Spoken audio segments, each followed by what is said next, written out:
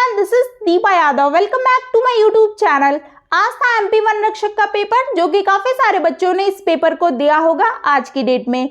आज है 20 जून, first shift का पेपर हो चुका है। उसी बेसिस पे कुछ क्वेश्चंस हैं जो मेमोरी बेस्ड क्वेश्चन है, बच्चों ने खुद बताए हैं। तो वही मैं आपको बताने आई हूँ कि किस टाइप के क्वेश्चन आपके एग्जाम में पूछे जा रहे हैं और क्या रहा पेपर का लेवल।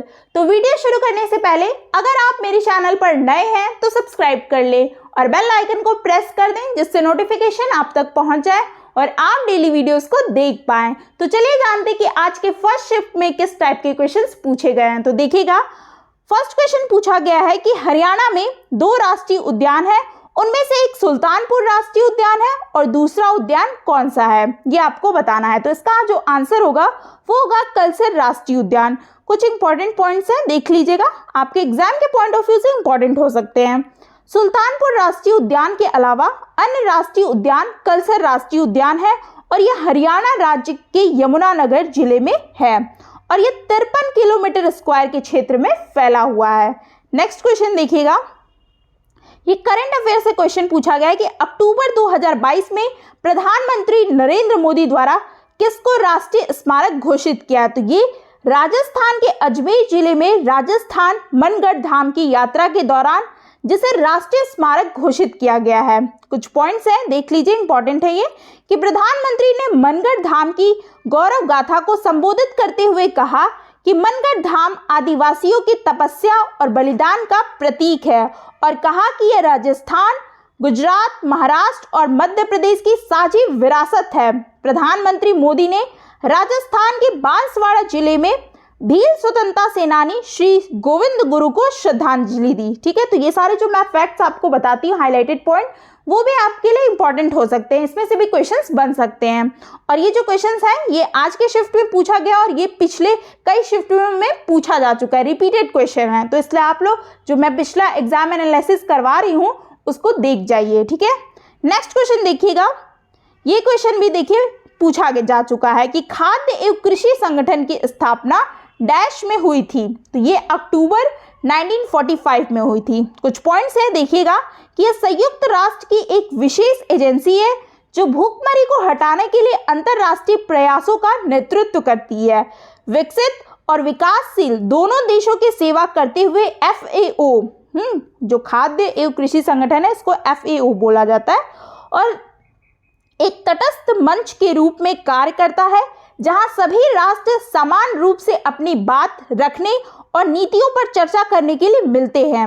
खाद्य और कृषि संगठन FAO संयुक्त राष्ट्र की सबसे पुरानी स्थायी विशेष एजेंसी है जो अक्टूबर 1945 में कृषि उत्पादकता में वृद्धि करके भूखमरी को खत्म करने और पोषण और जीवन स्तर में सुधार करने के उद्देश्य से स्थापित की गई थी। ठीक, तो ये क्वेश्चंस आपके आए हुए हैं आज के पेपर में। देखिएगा, नेक्स्ट क्वेश्चन पूछा गया हिस्ट्री से। देखिए कि चीनी यात्री ह्वेंसांग जो है किसके शासनकाल के दौरान भारत आया था। तो ये हर्षवर्धन के शासनकाल में भारत आया था।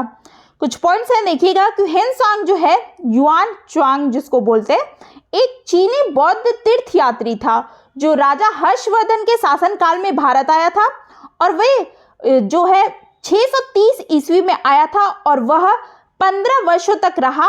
उसने कश्मीर, सियालकोट, कन्नौज और नालंदा जैसे मठों में हीनयान और महायान बौद्ध धर्म का अध्ययन किया।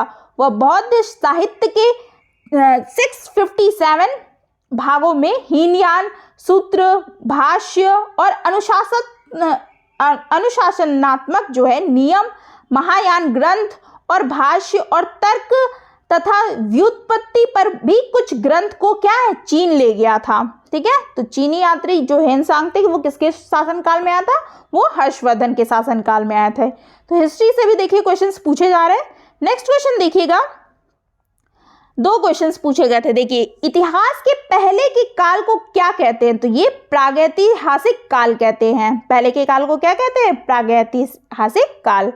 नेक्स्ट क्वेश्चन पर्यावरण से कि पर्यावरण को बचाने के लिए 3R क्या है। तो ये 3R कम, पुनर्चक्रण और पुनः उपयोग। मतलब कि देख लीजिए कि 3R का अर्थ क्या है कि कम करना, पुनः उपयोग और पुनर्चक्रण। इसका मतलब भी देख लीजिए, मैंने समझने के लिए आपको रखा है कि कम करना, मतलब कि उत्पादित कचरे की मात्रा को कम करने की कोशिश करें, क्योंकि यह पर्यावरण की मदद करने में सबसे अच्छा तरीका है।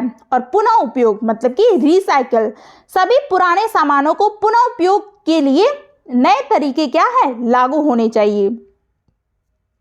नेक्स्ट है पुनर्चक्रण, जिन सामग्रियों को फेंक दिया जाता है उन्हें नए उत्पादों में परिवर्तित कर फिर से उपयोग में लाना चाहिए। तो हमें पर्यावरण को बचाने के लिए ये 3 चीज़ों का इस्तेमाल करना चाहिए, ठीक है।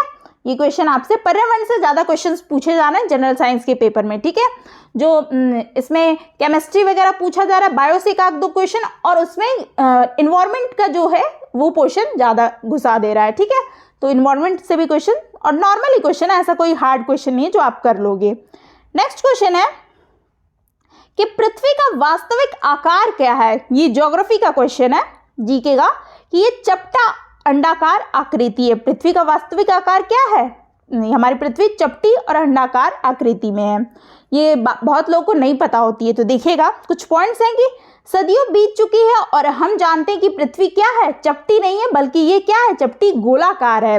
तो ये आज अपना भ्रम दूर कर लीजिए।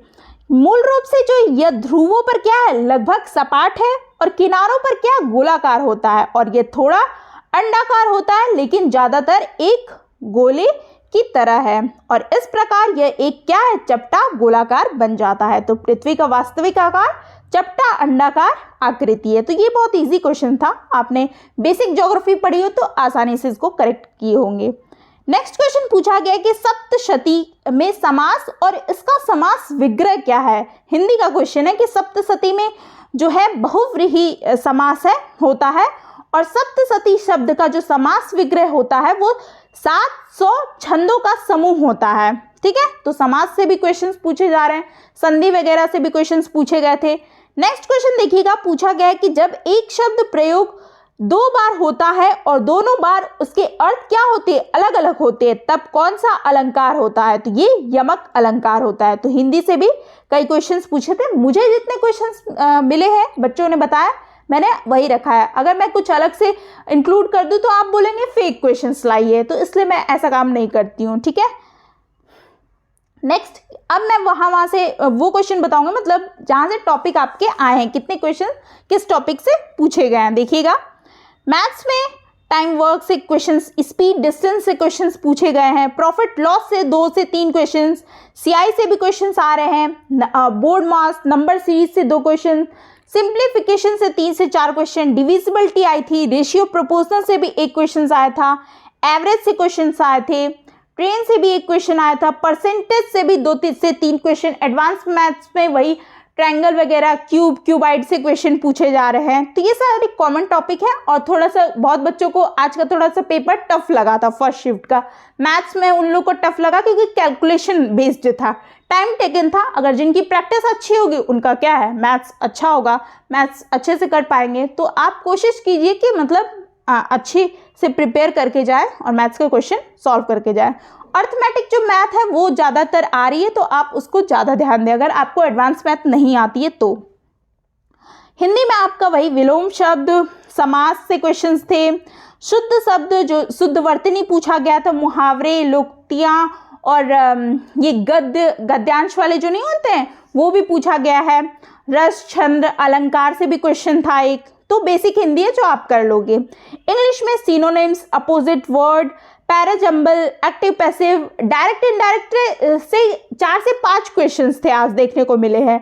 वन वर्ड सब्स्टिट्यूशन, नरेशन से भी क्वेश्चन था, और मिसेस स्पेल्ट वाले भी क्वेश्चन थे।